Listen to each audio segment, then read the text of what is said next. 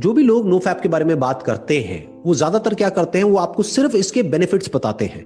No doubt इसके benefits हैं, but आपको यह भी समझना है कि इसके नुकसान क्या है। लाइफ में हर चीज का प्लस भी होता है और माइनस भी होता है, प्रोज भी होते हैं, कॉन्स भी होते हैं। कोई भी आप दवाई खाते हो तो उसका बेनिफिट भी होता है और नुकसान भी होता है। तो डॉक्टर को समझना होता है कि इस दवाई का फायदा ज्यादा है या नुकसान ज्यादा है इस कंडीशन में, as per the condition of the patient. तो अब आराम से ये समझने की कोशिश करते हैं कि सेक्स डिप्रिवेशन के या सेक्स रिप्रेशन के क्या साइड इफेक्ट्स होते हैं। Difficulty in sleeping and body tension. इसके पीछे जो लॉजिक है वो बहुत ही सिंपल है। वो क्या है कि ये जो सेक्सुअल एनर्जी है ये बेसिकली क्या है, एक एनर्जी है, जैसे कोई भी एनर्जी होती है।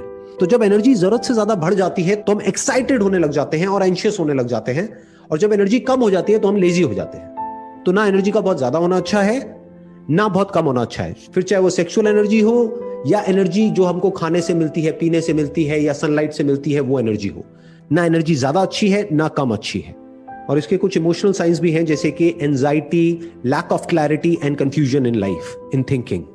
और इसका एक बहुत बड़ा साइड इफेक्ट क्या है कि जब भी आप अपने आप को सेक्स करने से या मैस्टरबेट करने से रोकते हो तो आपको अपने आप को कुछ ना कुछ ऐसा बोलना पड़ेगा कि जिससे कि आप अपनी विल पावर को यूज करके अपने आप को रोक सको।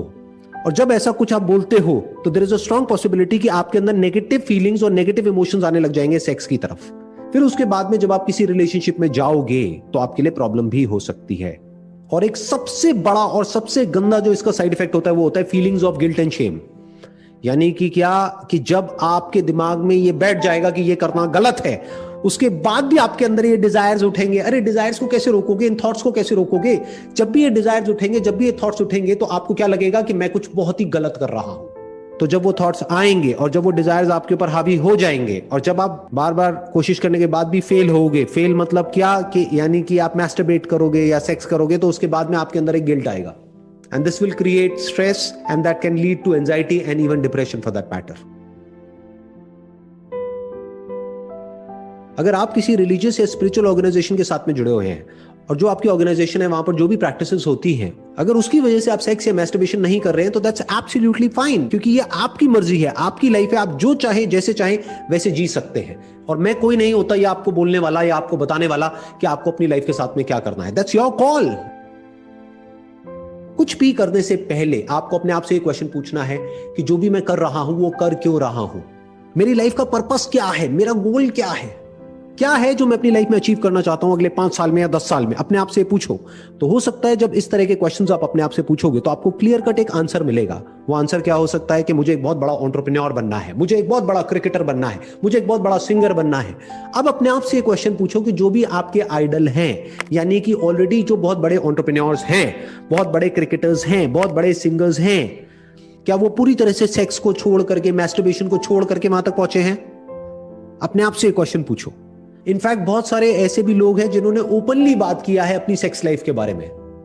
तो सेक्स का और सक्सेस का कोई डायरेक्ट कनेक्शन नहीं है आपस में। इनडायरेक्टली तो किसी भी चीज को हम किसी से भी जोड़ सकते हैं, but there is no direct connection.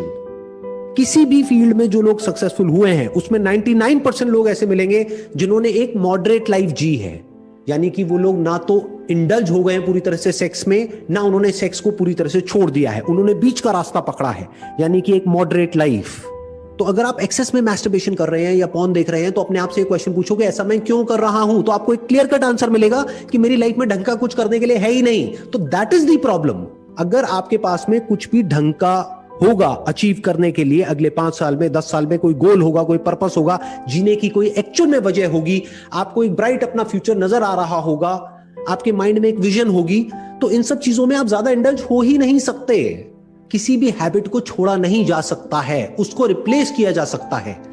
तो अगर आपकी ये हैबिट पड़ गई है पॉर्न देखने की या मैस्टरबेट करने की, तो इस हैबिट को छोड़ने का कोई तरीका नहीं है। एक नई हैबिट बना लो तो धीरे धीरे ये वाली जो हैबिट है अपने आप ही कम होने लग जाएगी और दूसरी हैबिट टेक ओवर कर लेगी और आपकी लाइफ एक अलग डायरेक्शन में चली जाएगी। ये तरीका होता है अपने आप को बदलने का या किसी भी हैबिट को बदलने का।